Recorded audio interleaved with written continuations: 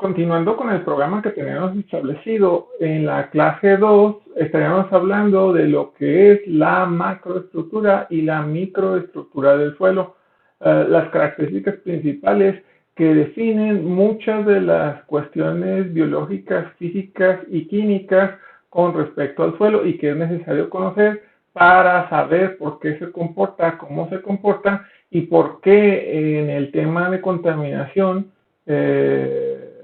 podemos tener ciertas injerencias con respecto a los fenómenos que suceden a nivel suelo.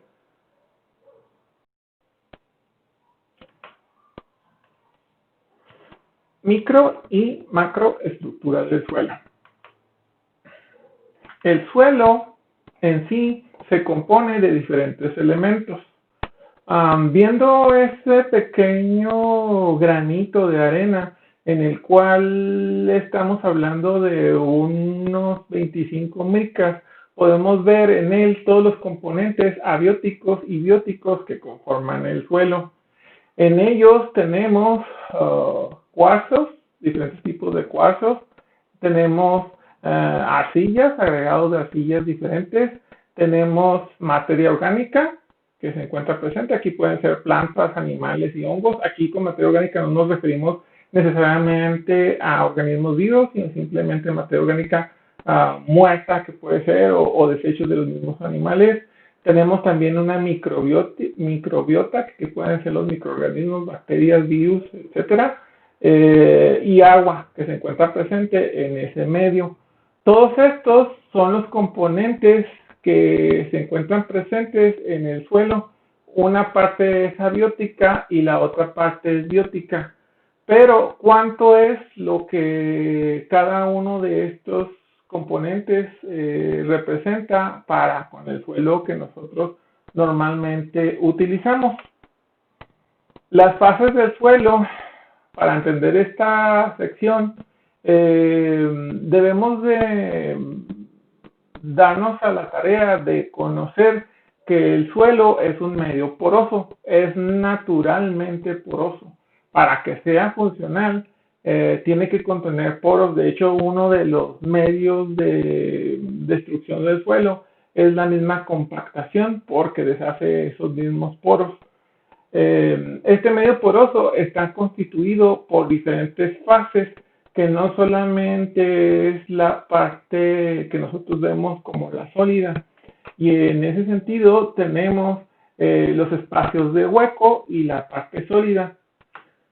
En la parte sólida tenemos el material orgánico, que más o menos tiene un 5%, y el resto sería material mineral.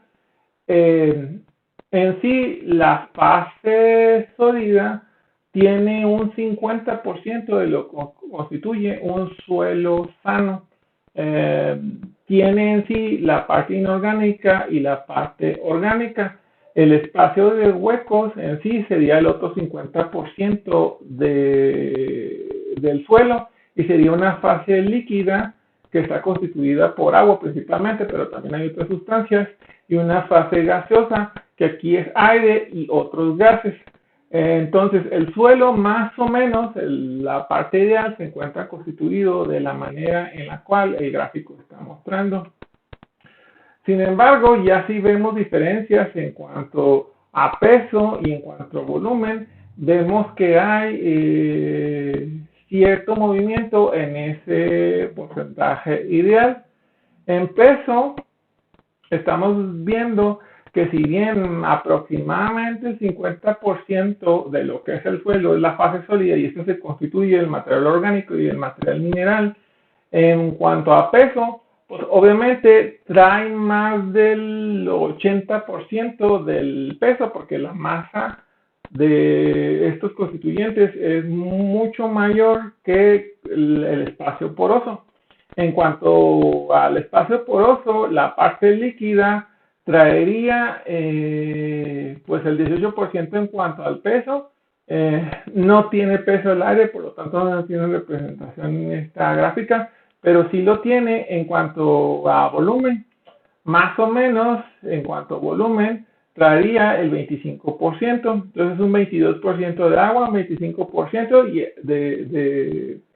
de aire o gas, y el resto sería material orgánico y material inorgánico. Un suelo ideal tiene todos estos componentes más o menos en este balance. Ya que se empiezan a alterar estos componentes y estos volúmenes y pesos, entonces es cuando tenemos problemas con respecto al suelo. La formación del suelo se ve afectada por la intervención de muchos trabajadores. Aquí estamos hablando del viento, los seres vivos, el agua y el sol. Existe entonces una especie de ecuación en la cual nosotros podemos saber cómo se conforma el suelo. Esta ecuación toma en cuenta los organismos, el material madre, el tiempo, el relieve y el clima. Y dentro de todos estos conceptos generales hay conceptos más pequeños que también tienen injerencia directa en la formación del suelo, siendo los organismos, por ejemplo, la fauna, la flora y el propio ser humano. En el material madre o el material constituyente o del cual proviene el suelo, pues los aspectos químicos de ese mismo material, aspectos mineralógicos y aspectos físicos. En cuanto al tiempo, tenemos la edad en años de ese suelo y el grado de desarrollo del mismo suelo. El relieve, vemos la profundidad que tiene la capa freática, la capa de agua, la pendiente y la elevación. Y en el clima, la temperatura y la precipitación. Todos estos factores inciden directamente sobre lo que es la formación del suelo. En resumidas cuentas, el proceso de edificación que abarca todos los procesos de intemperismo y erosión, bajo los citados aspectos en la anterior diapositiva, constituyen esta siguiente fórmula y más o menos así es como se va desarrollando. Primero tenemos el material madre, que pues es una roca, digamos, gigante. Esa roca tiene formas de relieve diferentes.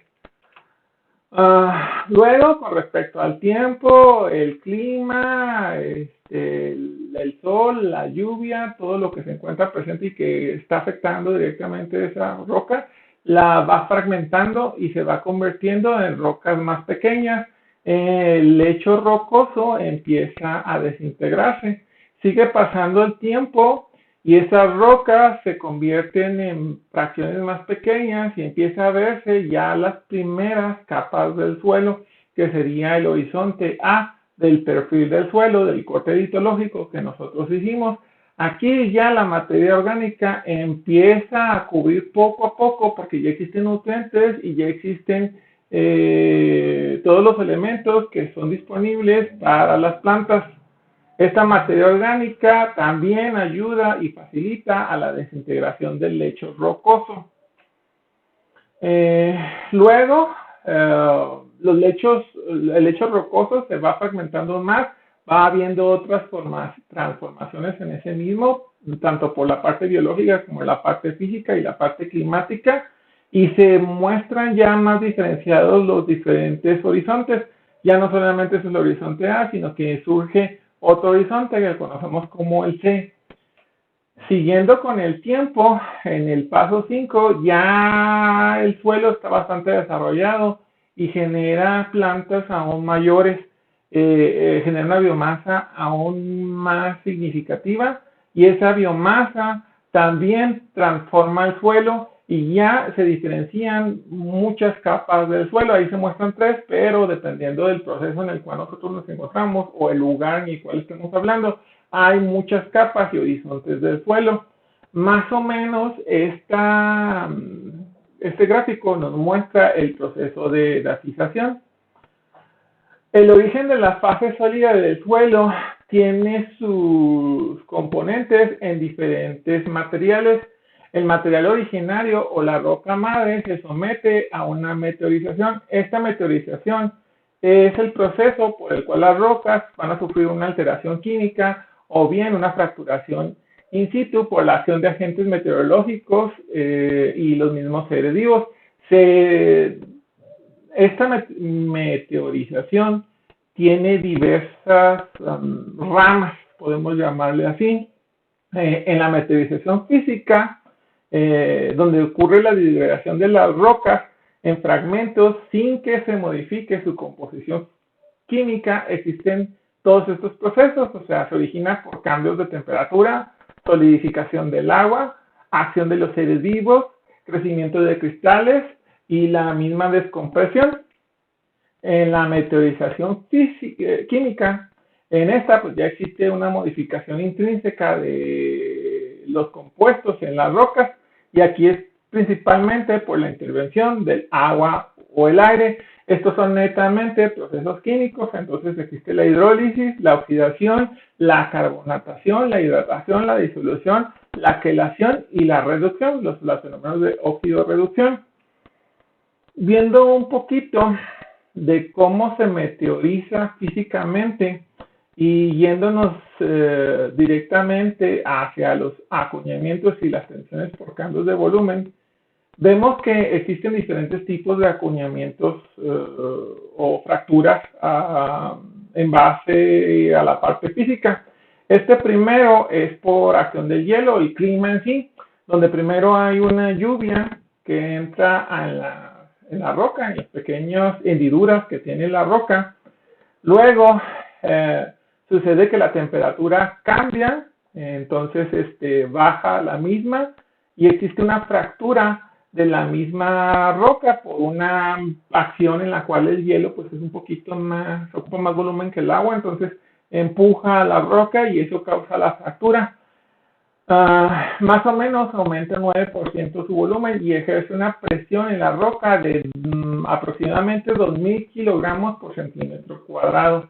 Este es el efecto cuña. Ese efecto cuña causa que la roca simplemente se fracture y se va fracturando poco a poquito. Esas fotografías que tenemos al lado son ejemplos de lo que causa la crioclasticidad o el acuñamiento por base de hielo. Otro tipo de acuñamiento es por la formación de sales. Este ejemplo es en el mar, o que no necesariamente tiene que ser ahí, simplemente el agua contiene sales y siempre las contiene. Entonces el agua entra en esos pequeños hendiduras de la roca, va depositando las sales mientras que se seca y esas sales van causando presión que causa la misma fractura de la roca. Ahí tenemos el efecto cuña, que aquí no se da por el hielo y la expansión del agua, sino netamente por la acumulación de sales. Esas fotografías que tenemos ahí son acuñamientos en base a sales. Algunas son en las playas, que es básicamente donde existe pues, la mayor cantidad de agua que contiene sales, pero también en los desiertos se encuentra presente, sobre todo porque cae el agua, arrastra muchas sales de otras partes, llega a lugares en donde se acumula, existe el fenómeno de evaporación y las sales se quedan ahí, entonces las sales causan esa fractura. El acuñamiento siguiente es por los seres vivos y este es básicamente las plantas. Las plantas llegan, se establecen en un manto rocoso y conforme la planta crece, pues las raíces se van ingresando aún más en el lecho rocoso. Eso aumenta a tal grado que causa un efecto de cuña y es posible que la roca se fracture. Ahí tenemos ejemplos en la misma foto de cómo las raíces llegan a romper la roca en la cual se instalan. Las tensiones por cambio de volumen, y aquí es sobre todo el aspecto físico, donde una roca se somete a continuos cambios de temperatura, primero por acción del sol, en el cual el sol calienta la superficie de la roca, pero la parte interna de la roca se mantiene fría. Conforme esto sucede, pasa la noche y sucede el fenómeno contrario, donde la parte interna es más caliente que la parte externa que está expuesta a la temperatura más baja. Eso causa desquebrajamientos de la misma roca y poco a poco causa la formación de nuevas rocas. Esas fotografías que tenemos al lado son ejemplos de este fenómeno. Luego, las tensiones por cambios de volumen. Aquí las acciones de descompresión son las más importantes. ¿A qué se refiere este fenómeno? Es cuando los materiales estuvieron enterrados durante un tiempo y por fenómenos como por ejemplo la erosión se salen a la superficie. Entonces ese material estando enterrado está sometido a cierta presión porque por todos lados hay presión respecto a los materiales que se encuentran hacia los lados. Sin embargo, cuando los agentes de erosión quitan todo ese material que encontraba aprisionado en la roca, empieza un fenómeno de descompresión.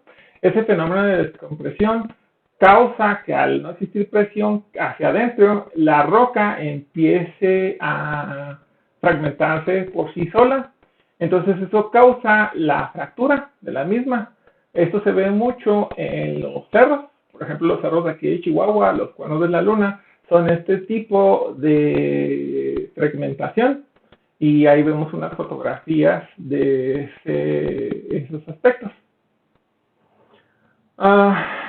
En cuanto al material edafizado, este va cambiando dependiendo del relieve. No es lo mismo la exposición de un lado de un cerro con respecto al otro. Hay lugares en los cuales los horizontes del suelo se encuentran más desarrollados que otros y esto va en función de cómo se mueve el agua y el mismo movimiento del agua también causa el diferente crecimiento con respecto a las plantas. Las plantas crecen más en el lugar en el cual el sol no les da de manera continua. Entonces esos lados de los cerros suelen ser más ricos y también suelen tener un suelo aún más desarrollado que los lugares en los cuales realmente el sol les da todo el día. El origen de la fase sólida tiene que ver con aportes sólidos y materiales en disolución que son aportados. Los aportes sólidos se dan por aguas de inundación, por el mismo viento. Los fenómenos de erosión aquí son súper necesarios para la formación de nuevos suelos. Sin embargo, pues ya cuando nosotros los analizamos desde la parte de degradación y los intensificamos por nuestro mal manejo de los suelos, pues es cuando surge un problema, pero realmente son un proceso natural que es necesario para la formación de los suelos. En cuanto a los materiales en disolución aportados, tenemos que a las aguas de inundación es una forma muy importante y la misma capa freática.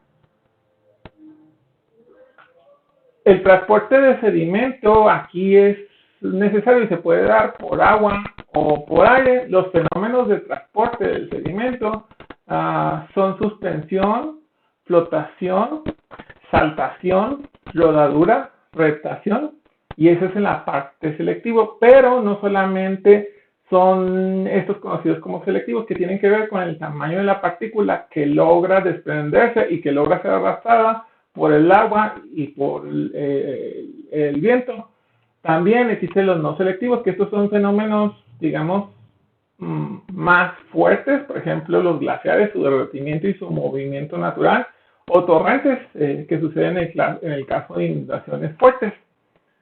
El suelo, entonces, la etapa de edafogénesis tiene que ver con todo este diagrama que nosotros estamos ahí presentando, donde los factores formadores, pues, se encuentra el clima, el relieve, la roca, el tiempo, los mismos organismos vivos, y todos estos intervienen en la parte de meteorización, donde fragmentan los minerales y se combinan con ellos y cambian todas las cuestiones relacionadas. Entonces hay una meteorización física y química y esto altera todo, cambiando los minerales, formando lo que conocemos como el humus, generando geles y así se genera el suelo y el sedimento. Vamos a hablar un poquito de las propiedades del suelo. Las propiedades del suelo básicamente se pueden dividir en tres, que son las físicas, las químicas y las biológicas. Aquí estamos juntando las biológicas con las químicas, pero se encuentran en la parte de materia orgánica.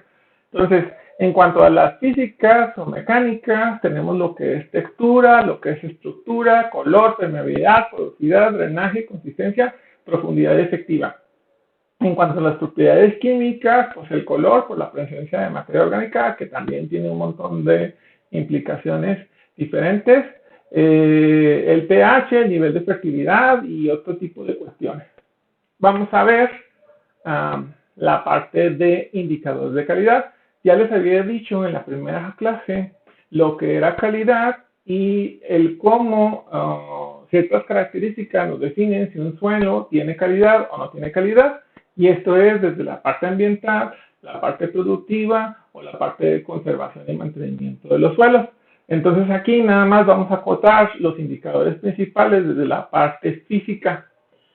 Vemos ahí que, por ejemplo, la textura nos puede ayudar o nos relaciona con la retención y transporte de agua, de los minerales y la misma erosión del suelo. Dependiendo de la textura que tenemos en el suelo, nosotros podemos saber si es más propenso a la erosión o no, o bien si puede infiltrarse el agua o no. Y tenemos valores y unidades relevantes para evaluarlos. En este caso, por ejemplo, vemos el porcentaje de arena, limo y arcilla, y también la pérdida de sitio o posición del paisaje. Tenemos otro tipo de indicadores, por ejemplo, la profundidad del suelo, la infiltración y densidad aparente, la capacidad de retención de agua y la estabilidad de los agregados. Cada uno de ellos nos puede decir si el suelo tiene una calidad aceptable o se encuentra netamente degradado. Vamos a ver un poquito de las propiedades físicas, algunas de ellas, las más importantes, y también un poquito acerca de sus características y lo que debemos de conocer con respecto a ellas. Las propiedades físicas y sus principales interrelaciones se pueden ver en ese diagrama. Vemos donde la formación del suelo a partir de la roca y el suelo en sí se ve relacionada con el material inicial, la textura, la estructura, la densidad real del suelo, la densidad aparente, y todas esas características están relacionadas con sus otras indicaciones con respecto a la calidad del suelo. Cada una de ellas nos dice algo con respecto a cómo se encuentra el suelo que estamos manejando. En cuanto a la primera, pues nos vamos a la textura y aquí conviene definir tamaños de partícula. Realmente lo que nos dice la textura es con qué tipo de partícula es con la que estamos trabajando. Aquí el nivel, el tamaño sí importa. Entonces, existen partículas de muchos tamaños en cuanto al suelo. Cuando veíamos en la primera clase qué era suelo, les preguntaba si las rocas lo eran. Algunos contestaron que sí, otros dijeron que no. Realmente el tamaño es el que nos dice si forma parte del suelo o no. Un tamaño mayor hace menos disponible el suelo a los procesos físicos y químicos que los conforman en realidad, pero tiene que haber un equilibrio entre las partículas. En sí, las principales partículas se encuentran ahí ilustradas en ese diagrama, donde tenemos las arenas muy gruesas, las arenas medias, las arenas finas, las arenas muy finas, los limos y finalmente las arcillas, que se encuentran como el puntito más pequeñito. Sin embargo, realmente las arcillas pues, pueden ser hasta nivel nano, podríamos llamarla así. Es de cierto tamaño pequeñito hacia muy abajo, ¿no? Y la tablita de arriba nos dice más o menos la proporción que suelen tener en cuanto a elementos cada una de estas secciones. Ese diagrama en cuanto a tamaños es más o menos proporcional al tamaño que tienen cada una de las partículas. Aquí es importante distinguir entonces primero lo que son las rocas y lo que es en sí el suelo. Si nos vemos en cuanto a textura, la textura realmente se refiere a la cantidad de arenas, limos y arcillas que contiene el suelo. Pero existen fragmentos gruesos y estos son las rocas, las piedras y las gravas.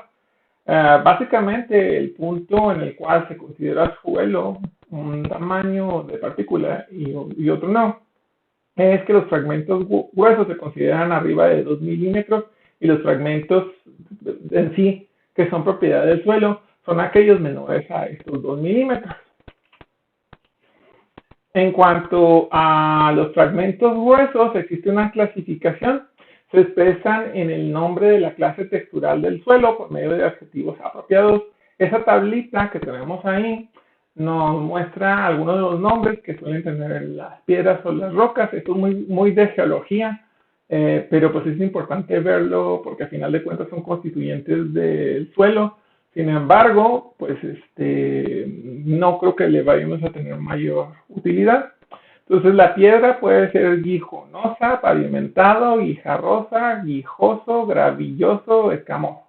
Y ahí se ve la forma más o menos descrita y los tamaños que suelen tener estas rocas para entrar en esa subfamilia de clasificaciones. En cuanto a los suelos propiamente, es decir, las partículas que están abajo de los 2 milímetros, tenemos otras clasificaciones. Cada una de ellas está enfocada en una fuente diferente. Tenemos ahí, por ejemplo, la norma DIN, que es alemana, donde te dice pues que la piedra es arriba de los 60 milímetros. Luego la grava está entre los 60 milímetros y los 2 milímetros y a ellos clasifican en gruesa, media y fina. Luego sigue la arena. En la arena hay porción gruesa, media y fina y está de los 2 milímetros a los 0.06 milímetros. Luego sigue los limos, que está de los 0.06 milímetros a los menos 0.002 milímetros. Y de ahí todo es así hacia abajo. Esta clasificación distingue la grava como una partícula del suelo y la toma como cierta importancia. Sin embargo, las otras clasificaciones no, en realidad empieza desde la arena. Se parecen un tanto, por eso quise ponérselas ahí juntas, pero sí tienen ciertas diferencias. Básicamente no dividen en tantas clases. La división de clases realmente tiene que ver respecto a las propiedades, porque el tamaño sí es importante. Entonces, en cuanto a más pequeño es, más facilidad química tiene de reaccionar y de generar otro tipo de situaciones físicas. Tenemos ahí entonces la clasificación de las normas británicas, las normas ACTM, y esta que es a lo mejor la más conocida y la más importante, no la más importante, es la más popular, es del Instituto Internacional de Ciencia del Suelo, IISS, que se los describí en la parte de historia. Pues, el de arriba sería ese, el de abajo es el Departamento de Agricultura de Estados Unidos, se parecen mucho, tienen ciertas diferencias. Ahí les pongo uno contra otro. Estos son los dos más populares y los dos más utilizados. Y estas clasifican en diferentes secciones o familias del suelo respecto a las clases texturales. Estas propiedades físicas nos confieren diferentes situaciones. Entonces estamos viendo ahí, en comparación, que las arenas se suelen poder separar por tamices hasta cierto punto. Luego de ese punto solamente podemos hacer análisis por hidrometría, que es como una probeta grande donde pones el suelo y básicamente mides la sedimentación. Las partículas muy finas, que son las arcillas, se quedan arriba y es lo que nosotros medimos con respecto a las partículas de abajo. Se forman ciertas capas. Tenemos ahí que los coloides entran dentro de la parte de las arcillas y vemos ahí el cómo las arcillas pues, básicamente llegan hasta el nivel nano, donde pues hay diferentes métodos para poderlos apreciar. La relación entre el tipo de partícula y las propiedades es muy importante, básicamente porque entre más pequeña existe un área superficial aún mayor, existe un poder absorbente más importante. Aquellos que van a trabajar con zeolita tiene que ver mucho con la parte de los poros, pero también con el tipo de piedra que se está trabajando. También la plasticidad y la cohesión de las mismas partículas tienen que ver en esta situación. Las clases texturales en base a la cantidad de arenas, la cantidad de limos y la cantidad de arcillas que contiene un tipo de suelo se clasifican en estas familias, donde cada uno de esos colores o cada uno de esos nombres son clases texturales que tienen cierto porcentaje. El análisis de estos es muy importante para la parte de contaminantes, manejo de contaminantes, flujo de agua y la parte de predicción de erosión hidrológica y eólica. Estas clases se pueden analizar a través de la pirámide textural, que es esta. Los términos texturales se definen de una manera gráfica en este diagrama triangular. Cada uno de ellos nos dice el porcentaje de arcillas y el porcentaje de limos y el porcentaje de arena. Y así se conforman las familias.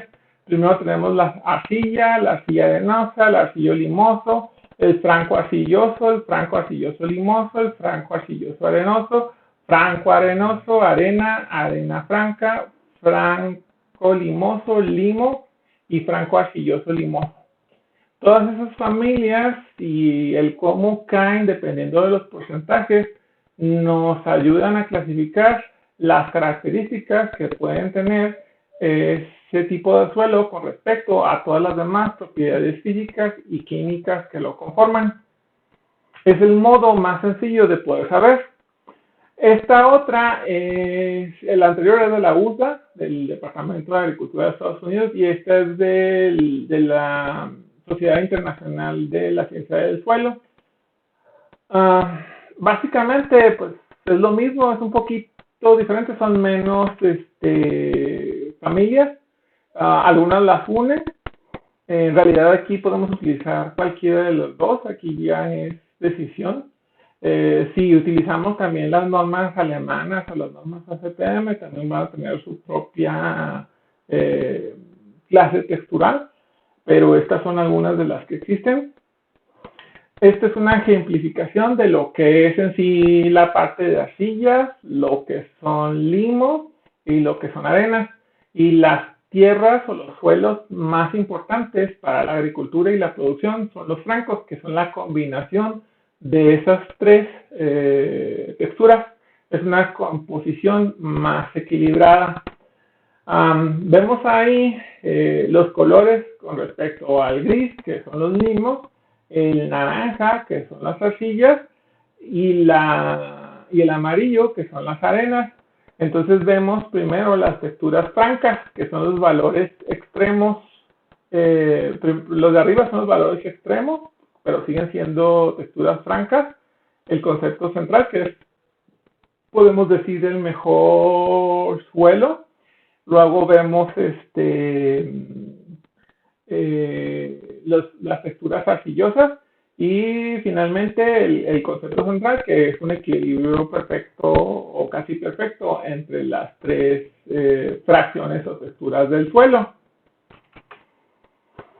¿Cómo hacemos la determinación de textura? Yo ya les dije que a través del hidrómetro se puede hacer, que es básicamente una probeta que tú llenas de agua y a través del tiempo tú determinas la caída de las fracciones más pesadas hacia el fondo de la misma probeta. Es en sí un aparato como tal, pero se puede hacer con esa misma determinación. Otra determinación es en base a lo que les muestra ahí en pantalla, que es una determinación sencilla en base al campo. La fuerza de cohesión va a aumentar con respecto al tamaño de la partícula, es decir, que entre más arcillas se tengan, es más sencillo formar como plastilina en el suelo, podemos llamarlo así. Yo supongo que en cierto momento, cuando ustedes estaban chiquitos, llegaron a ver esto, pues es uno de los métodos oficiales científicos por los cuales tú puedes determinar si es una arcilla, si el contenido de arcilla, si el contenido de arenas o el contenido de limos. Este método básicamente consiste en el hecho de humedecer el agua, el pedazo de suelo que tú estás agarrando, comprimirlo, tratarlo de plastificar, o sea, como si fuese simple plastilina, y luego formar una serpiente. Si se forma esta, podemos decir que tiene la suficiente cantidad de arcillas. Si no, pues son más arenas. Esta es una lectura rápida o screening para poder saber a grosso modo de qué tipo de suelo es el con el que estamos tratando. La textura nos va a relacionar con muchas otras de las propiedades físicas. Podemos ver ahí en la tabla, por ejemplo, que un suelo arenoso, es decir, con partículas grandes, imagínense, por ejemplo, el suelo de la playa o el suelo del desierto, tiene una permeabilidad bastante alta, el agua se infiltra con mucha facilidad. Por el contrario, los suelos arcillosos, que son donde llueve, se hacen charcos y luego se fragmenta la arcilla de forma laminar, tienen una permeabilidad muy baja. El suelo franco, que es el mejor para agricultura y para cultivos, tiene una permeabilidad ni muy alta ni muy baja, es la media. Asimismo, podemos argumentar, de acuerdo al tipo de suelo, su capacidad de retención de agua, el aire que contiene, los nutrientes que se encuentran presentes y el tamaño de partículas que lo constituyen. Toda esta información la podemos saber simplemente determinando la textura. Si esta misma información nosotros la aplicamos a la parte de un tratamiento de remediación o de limpieza de un sitio contaminado, también nos ayuda a determinar qué tanto tiempo vamos a estar trabajando con ese sitio o qué tanto se va a mover el contaminante que ahí tenemos presente. Entonces, un análisis de textura es fundamental para todo lo que podemos hacer con el suelo. La importancia del conocimiento de textura del suelo es bastante grande, pues nos va a brindar información sobre la génesis del suelo y cómo se conformó y todos los procesos de formación del mismo. Nos ayuda a clasificar el suelo. Es un modo de evaluación de la calidad de los suelos. Podemos saber pues, si están en buena calidad o mala. Influencia a las otras propiedades del suelo. Yo creo que es la manera más sencilla de saber si un suelo pues, es permeable, no permeable, si va a avanzar el tratamiento que tú estás metiendo, si no va a avanzar. Da conocimiento de otras capacidades agrológicas por la parte de nutrientes, porque pues, si hay movimiento continuo de agua, hay lavado continuo de nutrientes. Entonces, un suelo, en teoría, que sea más arenoso va a tener menos nutrientes que un suelo que tenga una constitución media, como los francos. El conocimiento de resistencia con respecto a la reacción y la reacción hacia los contaminantes. Esta otra propiedad física que se refiere a la estructura del suelo está relacionado con la formación de agregados. O sea, cuando tú agarras la tierra y forma piezas, rocas, se cohesiona entre sí. Estos agregados se conforman de manera natural, no necesariamente tenemos que agarrarlos nosotros y comprimirlos para que se conformen. Esto está muy relacionado con la textura del suelo y las partículas que se encuentran ahí presentes. Estos agregados están formados por partículas individuales, minerales, materia orgánica y huecos y confieren al suelo una determinada estructura. Los agregados se conocen como terrones o pets Y debido a que este estado varía de acuerdo a la humedad que se encuentra presente, el grado de estructura nunca debe determinarse cuando el suelo está exageradamente húmedo o exageradamente seco, sino es un término medio. La estructura pues tiene como en cuenta estas características: el tamaño, o sea, la gradación que se encuentra ahí presente de las partículas, la distribución de los mismos, donde se encuentran más arcillas, donde se encuentran más arenas, la angularidad de las mismas partículas, la textura del suelo, el color, la forma de las partículas y agentes ligantes o cementantes, que aquí pueden ser raíces o algunos otros químicos que se encuentran ahí presentes. La estructura, podemos decir que es un estado dependiente de la humedad. En la estructura va a intervenir la cementación y la floculación para la formación de los PETs. La cementación se ve coadyuvada por minerales arcillosos, por óxidos de fierro y aluminio, por la parte de los enlaces químicos que se conforman, y la materia orgánica. Un suelo que tiene más materia orgánica suele ser más cementante. También aquí interviene las siguientes fuerzas. Tenemos ahí en la pantalla una bioestructura formada por una raíz que esta regularmente se conforma en las plantas, y la otra que es una bioestructura, una lombriz. Tenemos entonces un macroagregado donde pues está el suelo, están las raíces de las plantas y faz de hongo, que no son propiamente raíces, pero serían lo más similar en el caso de los mismos hongos, podemos decir así. Luego hacemos un pequeño acercamiento a ese conglomerado y vemos más de cerca dónde están las raíces, cómo las hifas ya tienen las esporas, los pelos en sí de las raíces, las vellosidades que tienen, los pelitos, y toda la conformación interna. Nos vamos acercando otro poquito más y vemos ya submicroagregados, son granos de mineral incrustados con restos de plantas y microbios, restos de plantas cubiertos con arcillas, limos, restos de plantas, microbios, y ya finalmente, ya entrando muy al fondo, las partículas primarias, que aquí básicamente son los limos y las arcillas, que son las más pequeñitas, y los restos de plantas, la materia orgánica ya en descomposición. Entonces vamos del nivel macro al nivel micro. En la estructura también interviene la parte química de los enlaces, la floculación, donde la arcilla tiene cargas negativas que ayudan también a la unión de cadenas de moléculas de agua por la dipolaridad que tienen. La arcilla es la principal que causa la parte de estructura. Al evaporarse, pues nosotros vemos que la arcilla genera como placas o láminas, pero también puede formar otro tipo de conglomerados.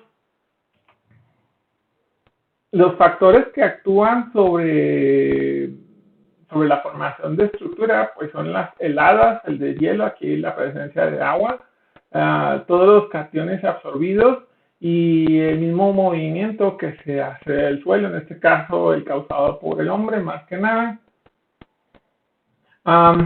La estructura tiene también una clasificación que es importante de conocer.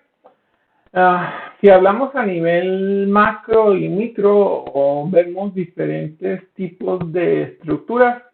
En cuanto al micro, pues vemos la migajosa, granular, angular, subangular, prismática, columnar, laminar y la que no tiene estructura. Realmente la macro y la micro tendrían la misma, solamente que la micro ve a nivel microscopio, nivel pequeño, y la macro es visible pues a simple vista. La estructura se puede clasificar en base a pues el hecho de qué tan presente se encuentra.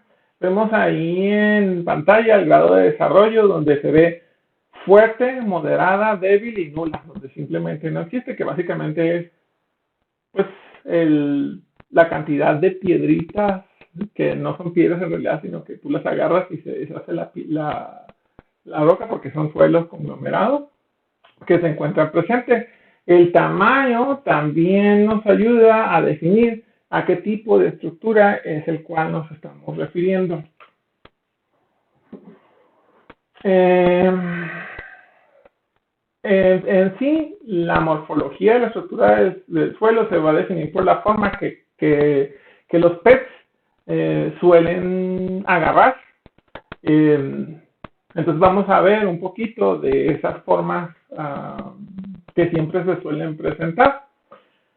Estos son algunos ejemplos que se pueden ver ahí. La macroestructura se denomina como secundaria porque a final de cuentas está relacionada directamente con la microestructura, pero no es la principal. En la estructura macro tenemos primero la forma migajosa y la forma grumosa.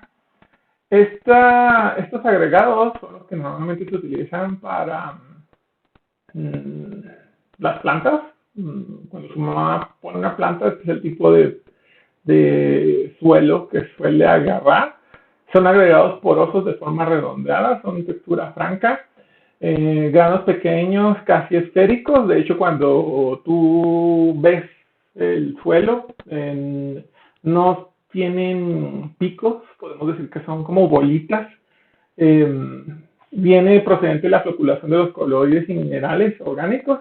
Por eso podemos saber que un suelo que tiene estas características es bueno para las plantas por el hecho de los minerales y los nutrientes que se encuentran presentes. Sus agregados son muy porosos y redondeados, lo que hace que no encajen unos con otros y dejen huecos muy favorables para la penetración de raíces y plantas. No solamente es el hecho de los nutrientes que se encuentran presentes, sino que también ayuda a la fácil penetración de las raíces. Es típica de los horizontes A, o sea, los horizontes más externos. La segunda. Luego seguiría la forma granular. Esto se parece mucho a la anterior. La diferencia real es que tiene como que piquitos. Entonces estos agregados apenas si tienen poros en su interior, pero tienen una forma redondeada. Si podemos ver ahí en las imágenes, son más angulares. Es similar a la migajosa, pero los agregados están más compactados, tienen menos poros. Es típica de los horizontes A, la parte más superficial del suelo. La forma angular o en bloques angulares son agregados de forma poliédrica con superficies planas de aristas vivas y con vértices, como vemos ahí. Las caras del agregado se ajustan muy bien a los agregados vecinos, de forma como un tipo ajedrez. Estos ya están en el horizonte B. Luego seguiría la forma subangular. Si se fijan, van como que en parejas, donde se presenta primero una estructura que es un poco redondeada y porosa. Luego sigue una estructura que es muy parecida a la anterior, pero es más compacta y tiene ángulos.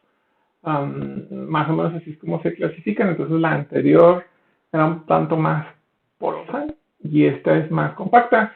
Agregados de forma poliédrica con superficies no muy planas, de aristas romas y formación de vértices.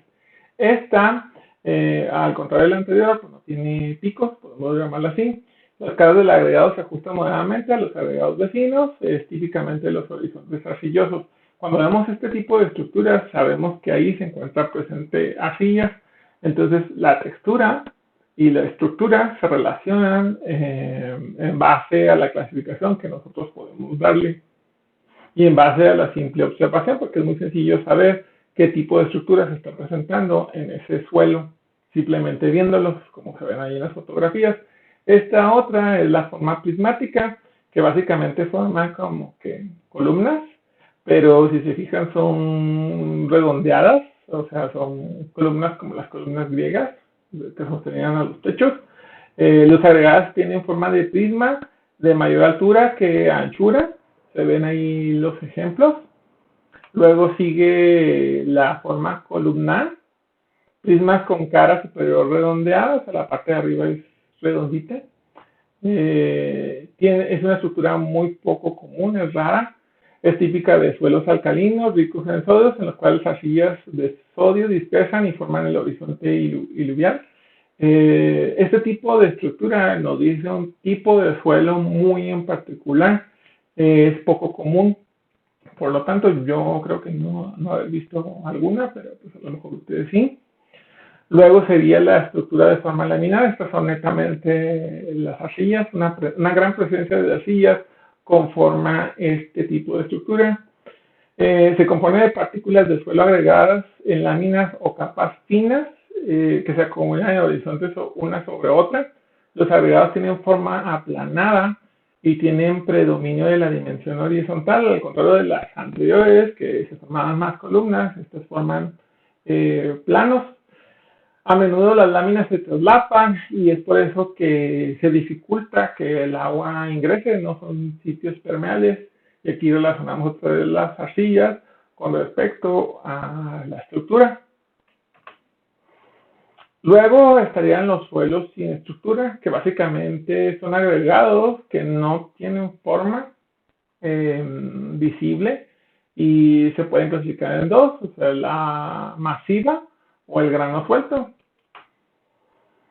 La estructura masiva es simplemente pues como una especie de roca grande, gigante, donde simplemente hay una unión de todas las partículas, no se distingue nada, realmente no se distinguen capas. La cementación puede considerarse una forma de cohesión, donde las partículas de diferentes tamaños están unidas por un agente cementante, por lo general un carbonato. De aquí podemos también saber qué tipo de compuestos químicos se encuentran en ese suelo, nada más viendo la estructura que conforman. Es propia de materiales que no han sufrido procesos seráficos, pero que poseen coloides arcillosos. La otra estructura, la estructura de granos sueltos, pues esta es por ejemplo la arena del desierto, donde simplemente tú agarras la arena y te va, porque pues, son granos sueltos como tal. No existen realmente agregados visibles. Se podría decir que esta es la que no conforma agregados, pero pues, en sí hay que clasificarla y entra dentro de los granos sueltos como tal. Se conocía simplemente como partículas sueltas y estas son arenas, netamente. La microestructura, esta se lleva a cabo a través de un microscopio petrográfico, que es un microscopio especializado, aunque quizás los microscopios que tiene CIMAP también podrían ayudarte a clasificar. De hecho, la diferencia del microscopio petrográfico básicamente es la parte de los cortes que hace en el suelo para poder observarlo, pero supongo que a lo mejor con ciertas técnicas también pudiese hacerse en CIMAP. Las microestructuras básicamente son las mismas que las macroestructuras. Aquí simplemente es el hecho de cómo se ven bajo el microscopio. Entonces tenemos ahí las mismas estructuras que teníamos en las otras y vemos por un lado la migajosa, grumosa, granular, la de bloques subangulares, la de bloques angulares y vemos una fotografía contra otra. Realmente cuando las vemos juntas sí podemos decir que la estructura migajosa no es ni ligeramente parecida a la de bloques angulares. Sin embargo, esto sería para los estudiosos de los suelos en realidad, porque si no vemos esta comparación es muy difícil que realmente nosotros podamos determinar esta clasificación. Aunque claro, el espacio de los poros, la forma que se conforman a nivel micro, también te ayudan a clasificar. Aquí simplemente estamos viendo el cómo se ve.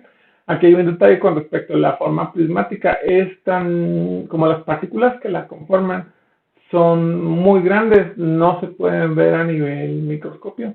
Entonces, simplemente no la ves, o sea, no es una clasificación que pueda verse en el microscopio.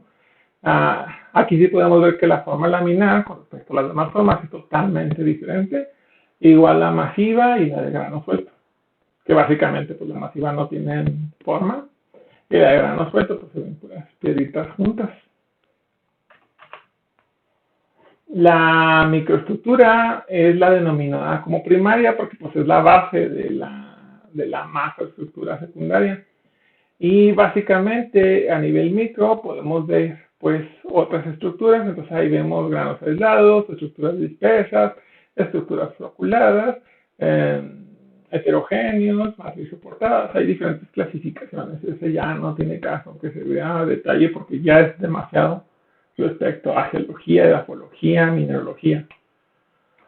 La estructura nos va a decir mucho con respecto a la relación de la textura. Entonces, en esta tabla que vemos ahí, vemos el tipo de estructura que ya les estuve mencionando con respecto al tamaño de partícula que las conforman. Y podemos saber, pues, con la estructura que vemos en campo, podemos saber más o menos si tiene muchas arcillas, si tiene muchos limos, o si tiene muchas arenas. La estabilidad de estructura es también algo de importancia con respecto a los estudios que se aplican en suelo. Aquí es el agua el que determina qué tan estables son esas estructuras o no.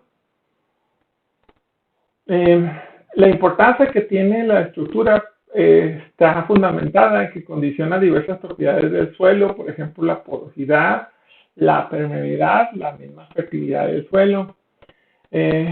Aquí un detalle con la estructura es que siempre se va a encontrar de manera cambiante y está bajo la influencia de las fuerzas mecánicas de la misma naturaleza, el movimiento del agua, la evaporación, la descongelación, la congelación.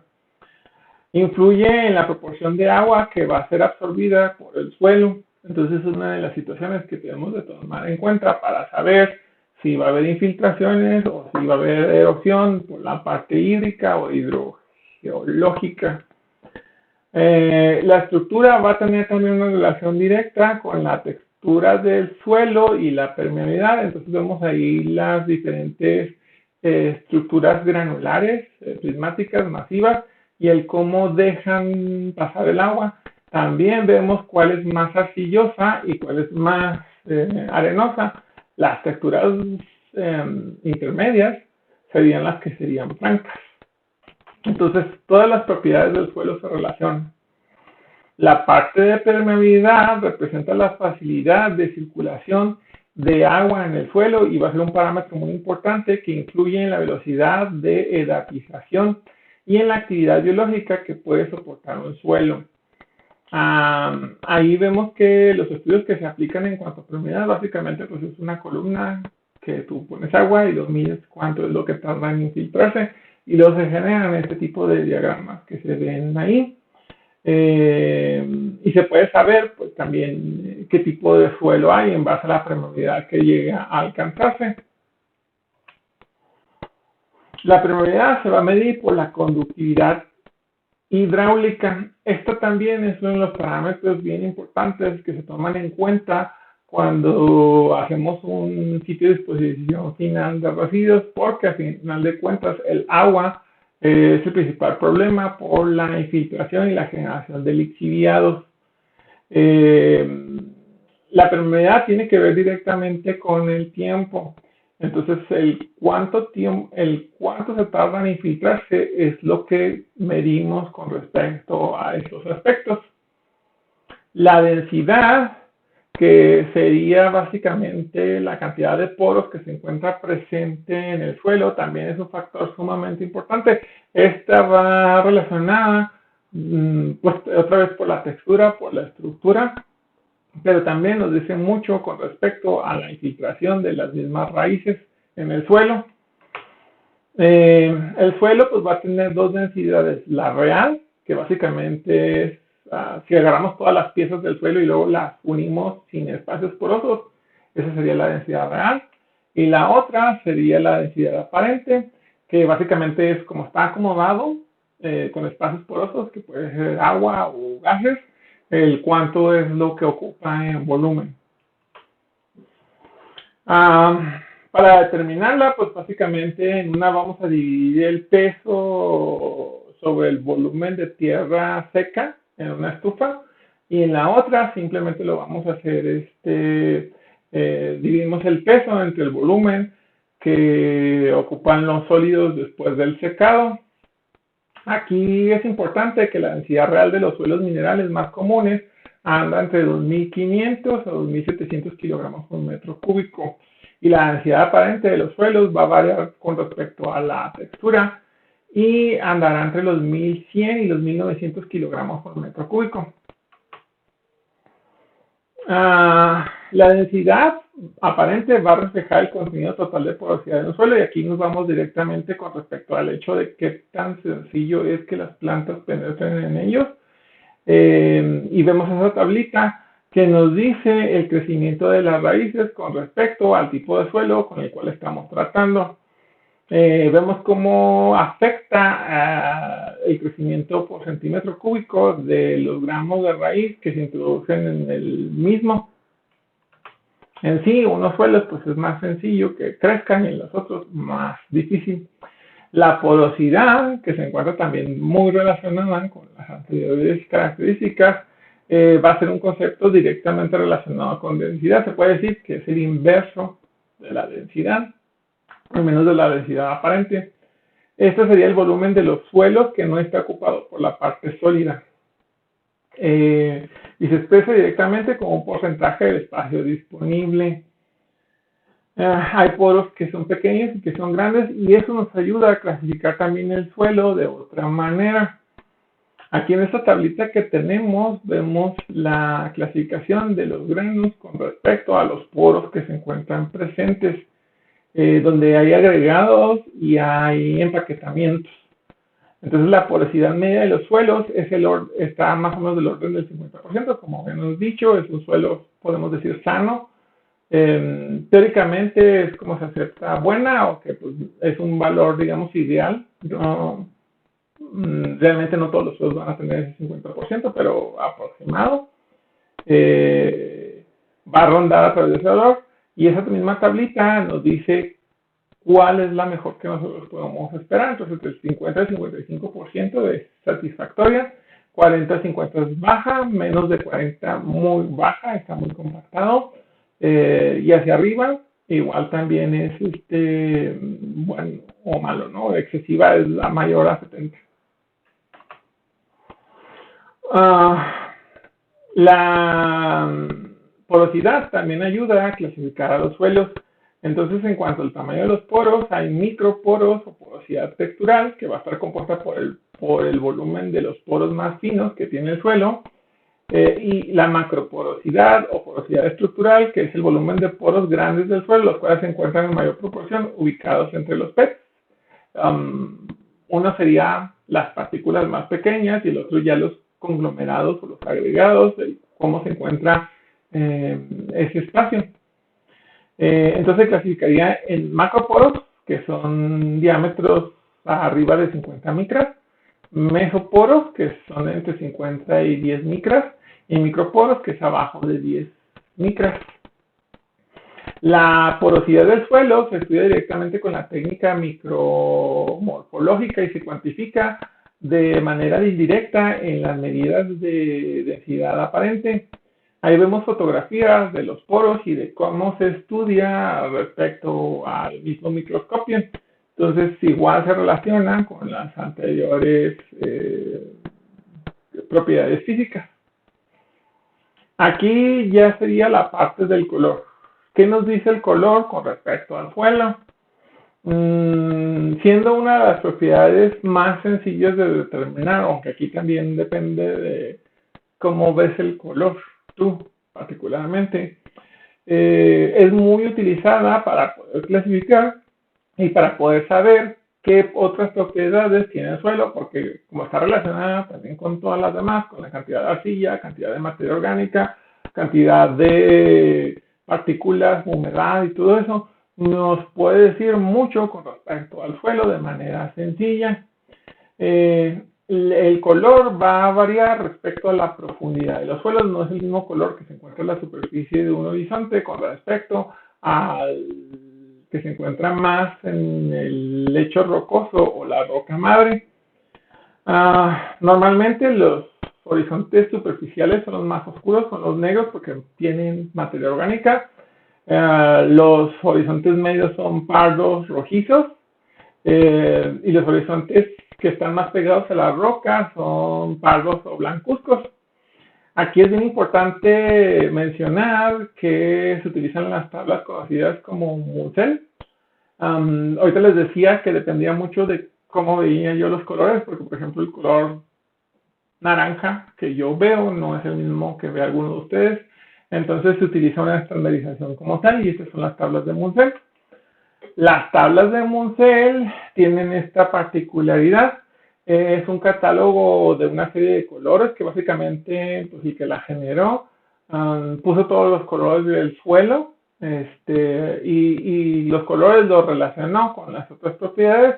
Por ejemplo, en el caso de los matices, bueno, agarró el color y lo definió en 3 parámetros: matiz, claridad o brillo y pureza.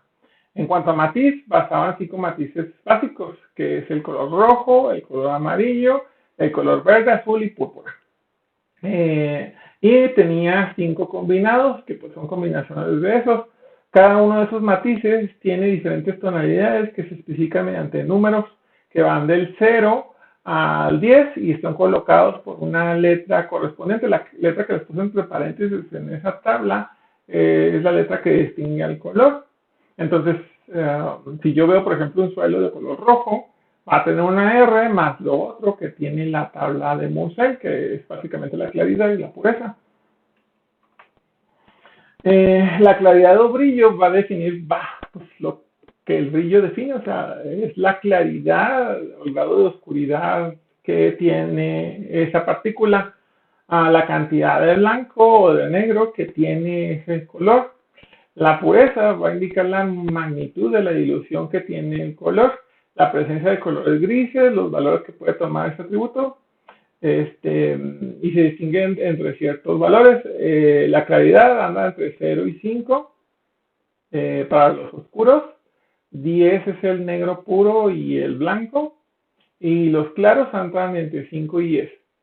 Y en el caso de la pureza, los valores comprendidos andan entre 0 y 8.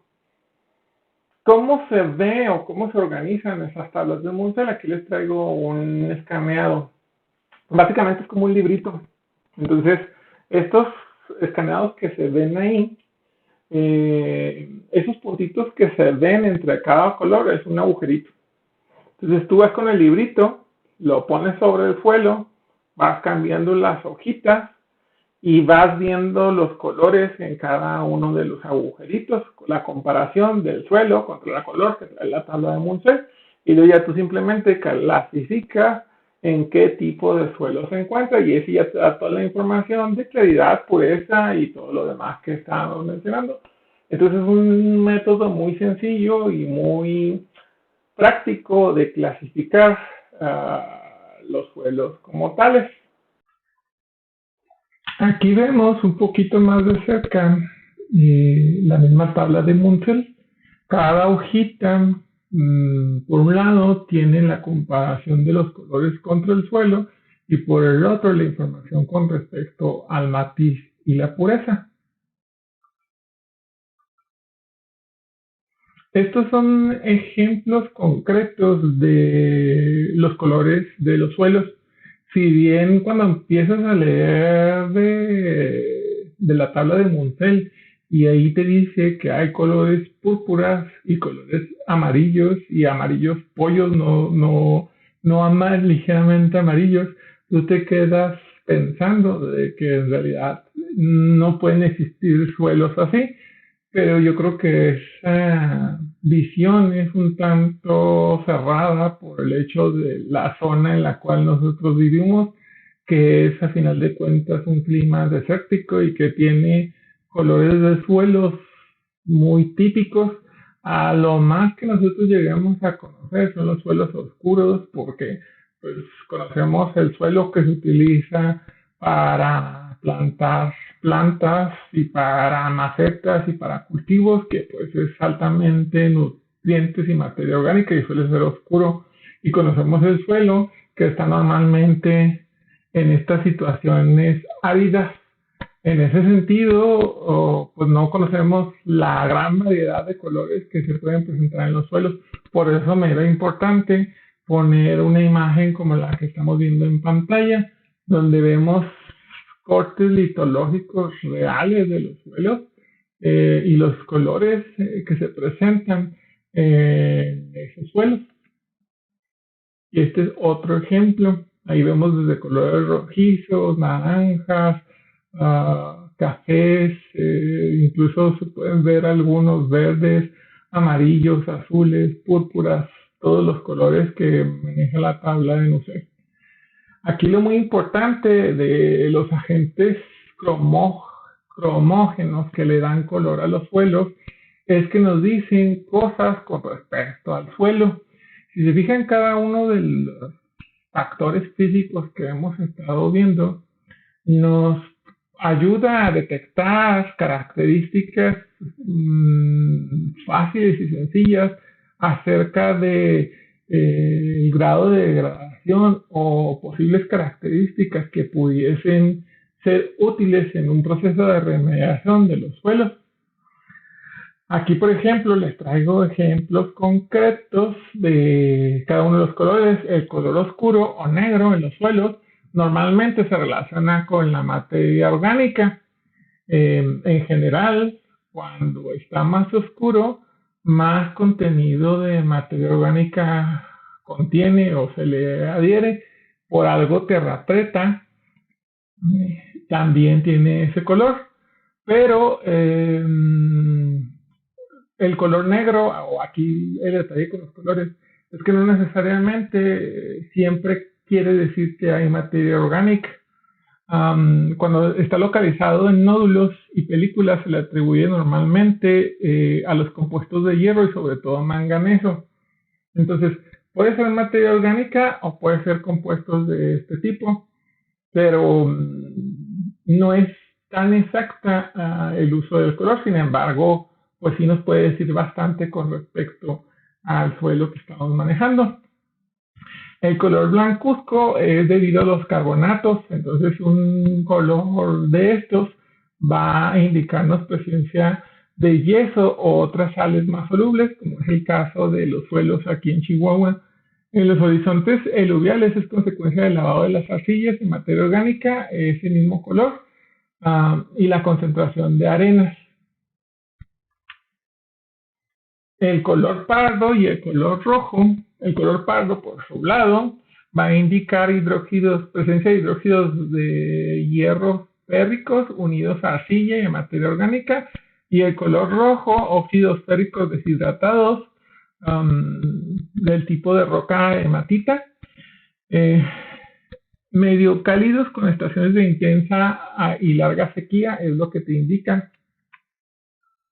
Los colores abigarrados, grises y rojos pardos indican compuestos ferrosos férricos y característicos de los suelos pseudo-clay, que es un tipo de suelos. Realmente nosotros no vemos familias de suelo porque no alcanzamos, es una ciencia todo lo de los suelos, de aquí vemos solamente una embarrada, pero es un tipo de suelo. Los colores grises, verdosos, azulados son compuestos ferrosos, arcillas saturadas con fierro, indican intensa hidromorfia y son de los tipos de suelo clay. El color se debe de tomar en condiciones de luz natural. No es tan válido el hecho de tomarlo bajo otras condiciones. Y esto es porque, pues, al final de cuentas, sí hay diferencia en cómo yo lo veo con respecto a la luz y cómo lo ves cuando hay más oscuridad. No siempre el suelo, sus horizontes van a presentar colores homogéneos. Va a ser un poco complicado en ciertas ocasiones poder determinar un color como tal. Y así se puede determinar otras características, como por ejemplo la formación de motas, puntos dentro del mismo horizonte de suelo que tienen diferentes colores, y esas mismas motas te dicen información con respecto también la clasificación del suelo. Se puede, por ejemplo, definir la forma o definir el tamaño o el contraste con respecto a los otros colores o la abundancia relativa de esos colores con respecto a los demás.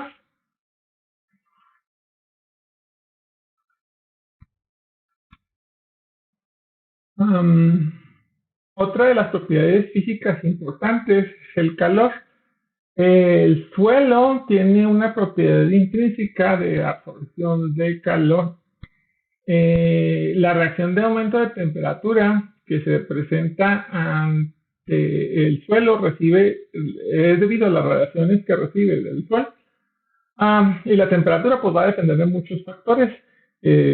En sí, por ejemplo, la orientación en la que llegan estos rayos solares desde el sol, la vegetación que se encuentra presente, la topografía, los vientos, la densidad de la cobertura vegetal, y también cómo el suelo asimila esas condiciones. Si tiene más materia orgánica, suele generar o concentrar mayor cantidad de calor.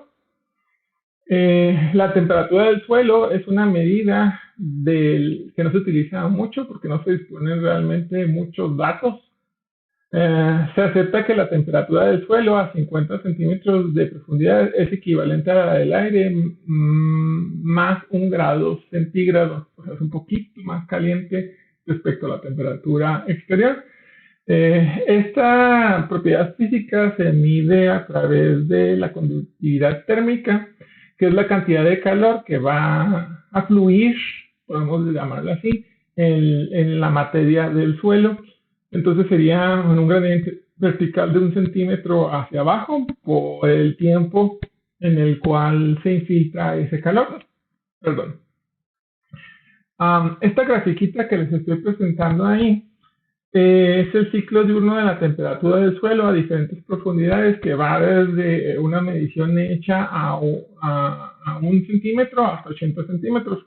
Entonces vemos ahí cómo va disminuyendo o bajando la temperatura respecto a esos gradientes conforme pasa el tiempo. Esta otra grafiquita serían las variaciones diarias de la temperatura del suelo con respecto a la hora del día. Entonces vemos, y no es el hilo negro, no es encontrar el hilo negro, que a las 12 del día, pues es cuando el suelo se encuentra aún más caliente. Se dice que más o menos difiere 1 grado centígrado con respecto a la luz a la temperatura del aire. Esta otra gráfica son las variaciones anuales de la temperatura con respecto al suelo. Entonces vemos por un lado graficado los meses del año, del 1 hasta el 12, o sea, desde enero hasta diciembre, y por el otro la temperatura típica que suelen tener los suelos con respecto a diferentes profundidades, que va desde 3, 125, 251, 508 y 753 centímetros. Las características o la importancia respecto al calor con referencia al suelo nos atañen porque a final de cuentas nos proporcionan información del suelo. Los suelos húmedos pues, van a tener una alta conductividad del calor. Los arenosos tienen la característica de que se calientan en la superficie, pero no sucede nada en la profundidad. Es algo así como lo que pasa con la roca y la fragmentación que les presentaba en un principio. Los suelos graníticos se calientan mucho en la superficie y en la profundidad. La biomasa vegetal muerta sobre un suelo va a bajar la conductividad térmica del suelo, o sea, los bosques en realidad no tienen mucha conductividad térmica. Los lugares con alta biomasa, pues igual. Los suelos con alta conductividad van a fundir más rápido la nieve. A más de 10 centímetros de profundidad, el suelo es más frío en verano que en invierno. Perdón, en verano la radiación genera fuertes temperaturas y en invierno influye menos la temperatura del suelo o del aire. Y eso sería todo por esta clase. Básicamente lo que quise mostrarles en esta clase es toda la parte de los fenómenos físicos, los principales, porque hay muchos otros, hay muchas características e indicadores que pueden derivarse, pero estos que les presenté son los básicos. Eh, la siguiente clase, la clase 3, sería abordar un poquito de macroestructura y microestructura, porque los relacionamos todo, pero aquí sería la parte química y la parte de materia orgánica que le confiere posibilidades muy diferentes al suelo y que a final de cuentas es el otro componente importante de lo que conocemos como de matriz suelo.